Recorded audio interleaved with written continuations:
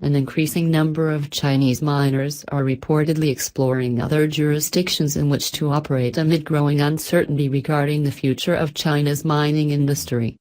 Although the Chinese government has not indicated that it will extend its cryptocurrency crackdown to target miners, many are making plans to base their operations elsewhere.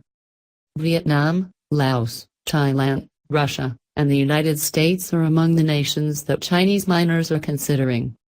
Last week, a circulating document indicated that the state-owned power company in China's Sichuan province would be mounting a crackdown on Bitcoin mining. Despite the company seeking to play down the document, stating that the document comprised an internal memo addressing the misallocation of scarce hydropower to miners rather than underserved rural communities during the province's dry season, many miners are increasingly exploring international options in order to reduce their vulnerability to further regulatory action on the part of the Chinese state. Chinese miner Akira Kui recently told the South China Morning Post that many miners have already paid visit to Vietnam, Laos, Thailand, Russia and the U.S., negotiating electricity prices with local authorities and buying sites for future use.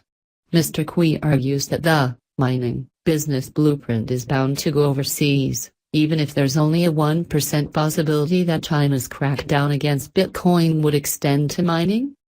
The South China Morning Post states that it contacted 4 major mining companies, with Mr. Kui being the sole respondee.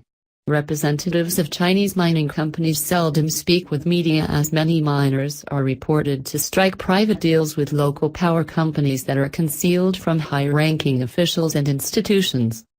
No one brags about it because it's best to make a fortune in silence, Mr. Kui said. It is estimated that Chinese miners produce approximately 70% of the Bitcoin network's total mining power. Mr. Kui states that he started mining Bitcoin in 2013 after selling his previous broadband internet company for 30 million yuan, $4.5 million USD approximately. Mr. Kui initially invested roughly 5-6 million yuan, $800,000 into mining hardware, and has expanded to now manage 100,000 machines. Mr. Kui estimates that 90% of his hardware belongs to friends and clients for whom he maintains their equipment. It's very noisy to store them at your own place. Instead, clients can choose between delivery or keeping them at my factory for a fee and access remotely via passcodes, Mr. Kui states. Mr. Kui says that securing a reliable source of power is the principal concern for large-scale miners.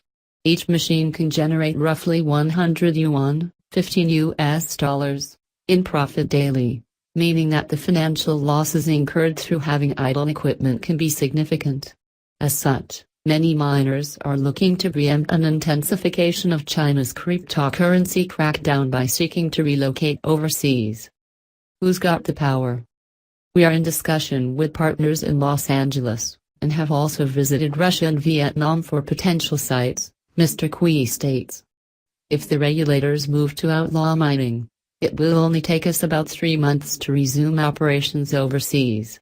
Money spent in buying land is a relatively small amount compared to the whole business. Curiously, Mr. Kui forecasts that China's cryptocurrency crackdown may ultimately serve as a positive for the Bitcoin community at large. He argues that China's dominance over the Bitcoin markets in recent years undermined the cryptocurrency's decentralization, stating it is important for Bitcoin to reduce its dependence on China so it can become stronger, as was already proven in its latest price surge.